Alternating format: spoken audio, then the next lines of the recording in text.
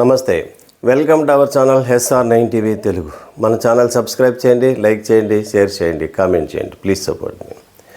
చంద్రబాబు నాయుడు గారికి గొప్ప అవకాశం లభించింది. ఆ అవకాశాన్ని ఆయన సద్వినియోగం చేస్తారా లేదా అనేది భవిష్యత్తులో తెలుస్తుంది. ఇప్పుడుకైతే ఆ అవకాశాన్ని ఆయన సద్వినియోగం చేస్తున్నట్లుగా ఎక్కడ కనిపించట్లేదు. ఏమి అదృష్టం అంటే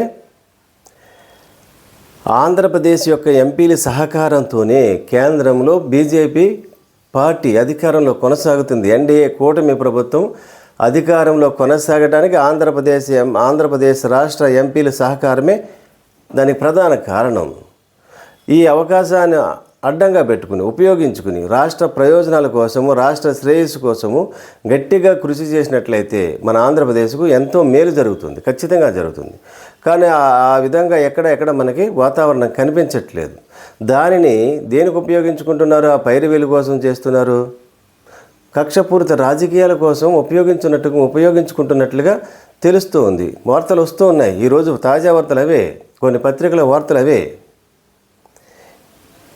ఎందుకంటే ఈ కూటమి ప్రభుత్వం ఆంధ్రప్రదేశ్లో అధికారంలోకి వచ్చిన తర్వాత వైఎస్ఆర్సీపీ పార్టీ నాయకుల మీద, కార్యకర్తల మీద, అభిమానుల మీద ఎంతోమంది మీద కేసులు పెట్టాయి.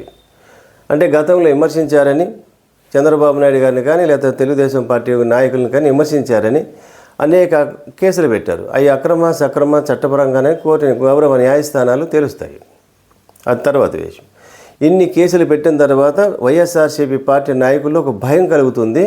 ఆ భయం వల్ల జగన్మోహన్ రెడ్డి గారితో సన్నిహితంగా ఉంటే మన మీద కూడా కేసులు వస్తాయని చాలామంది భయపడి జగన్మోహన్ రెడ్డి గారికి దూరం జరుగుతారని పార్టీకి రాజీనామా చేసి తెలుగుదేశంలోనూ, జనసేనలోనూ, బీజేపీలోనూ జాయిన్ అయిపోతారు. వైఎస్ఆర్సీపీ పార్టీలో నాయకులు ఉండరు. ప్రజల్లో కొంత జగన్మోహన్ రెడ్డి గారికి దూరం జరిగేటువంటి అవకాశం ఉంటుందని భావించారు చంద్రబాబు నాయుడు గారు.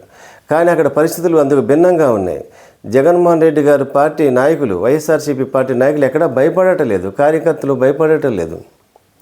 జగన్మోహన్ రెడ్డి గారు బయటకు వస్తే, పబ్లిక్లోకి వస్తే, తాజాగా ఆయన ఇచ్చినటువంటి పిలుపులు చూడండి. ఫీజు రీయింబర్స్మెంట్ మీద కానీ, కరెంట్ విద్యుత్ ఛార్జీల మీద కానీ, దేని మీద పిలిపించినా సరే ఆయన బయటకు వస్తే వేలాది మంది తరలి వస్తున్నారు, స్వచ్ఛందంగా వచ్చేస్తున్నారు. మరి ఏ నాయకుడి మీద కూడా ప్రజలు అంత అభిమానం చూపించేటువంటి పరిస్థితులు లేవు. అంత ప్రజాదరణ కలిగిన నాయకుడు జగన్మోహన్ రెడ్డి గారు ప్రజాదరణ కొనసాగుతుంది. ఇంకా దానికోసం మరి ఎవరికైనా ప్రత్యర్థి రాజకీయ పార్టీలు అవి చూసి తట్టుకోలేరు కదా. దానిని ఎలాగైనా తగ్గించాలని ఆ పార్టీ నాయకుడిని డ్యామేజ్ చేయాలని ఏ రాజకీయ ప్రత్యర్థులైనా కృషి చేస్తాయి.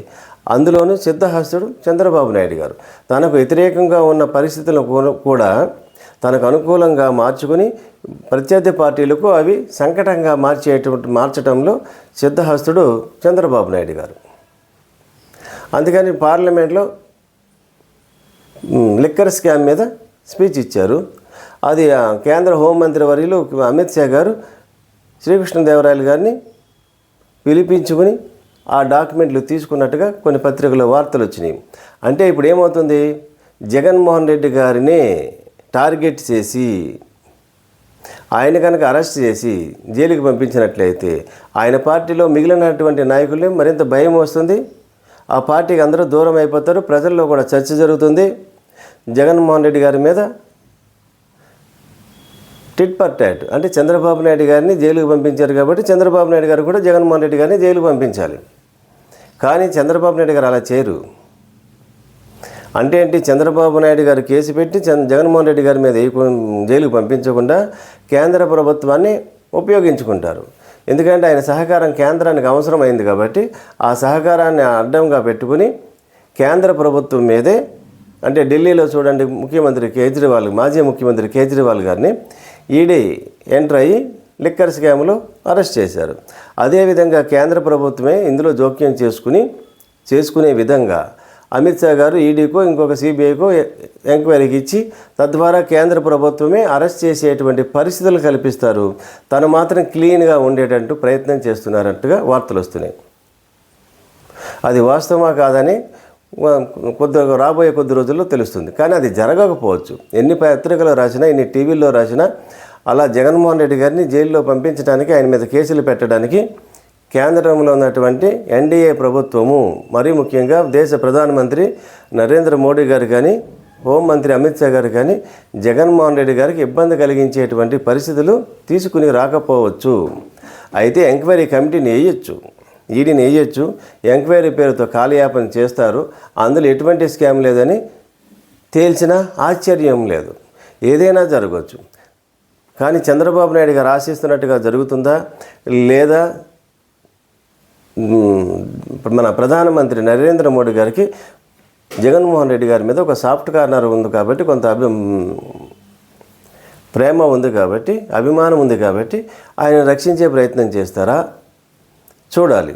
ఎట్లా చేస్తారు మరి? విజయసాయి రెడ్డి గారి పాత్ర ఏమైనా ఇందులో ఉంటుందా ఉండదా? ఆయన ఎందుకంటే జగన్మోహన్ రెడ్డి గారి మీద మనసు ఇరిగిపోయిందన్నారు కాబట్టి దాని ఫలితము, ఆ పదం యొక్క భావము ఏ విధంగా ఉంటుందో రాబోయే రోజుల్లో కూడా మనకి స్పష్టత వస్తుంది. కానీ ఏది ఏమైనప్పటికీ కూడా ఆంధ్రప్రదేశ్లో ఉన్నటువంటి రాజకీయ వాతావరణము రాష్ట్రానికి మంచి చేయదు. కక్షపూరితమైనటువంటి రాజకీయాలు చేసినట్లయితే రాష్ట్రానికి ఎంత మాత్రము మంచిది కాదు. ఇప్పుడు కూటమి ప్రభుత్వం అధికారంలో ఉంది. కక్ష సాధింపు రాజకీయాలను మీరు ప్రోత్సహించినట్లయితే మళ్ళీ మీ అధికారం మీరు కోల్పోయి వేరే ఒక పార్టీ ఎవరైనా అధికారంలోకి వచ్చినప్పుడు ఆ పార్టీ మళ్ళీ మీ మీద కక్ష సాధింపు చర్యలు తీసుకోవడం కూడా మంచిది కాదు. అంటే కక్ష సాధింపు రాజకీయాలకు కేర్ ఆఫ్ అడ్రస్ ఆంధ్రప్రదేశ్గా మార్చకూడదని రాజకీయ నాయకులందరికీ మనం స్పెషల్ రిక్వెస్ట్ చేస్తున్నాం. రాష్ట్ర శ్రేయస్సు కోసమే ఏ పార్టీ అధికారంలోకి వచ్చినా రాష్ట్ర భవిష్యత్తు కోసము, రాష్ట్ర ప్రజల అభివృద్ధి కోసము, రాష్ట్ర అభివృద్ధి కోసము కృషి చేస్తారని, ఆ విధంగా మన రాష్ట్ర రాజకీయాలను కేంద్రంలో ఉన్నటువంటి పరిస్థితులను అవకాశంగా మార్చుకుంటారని భావిద్దాం. మరిన్ని వార్తా విశ్లేషణలతో SR9 టీవీ తెలుగు.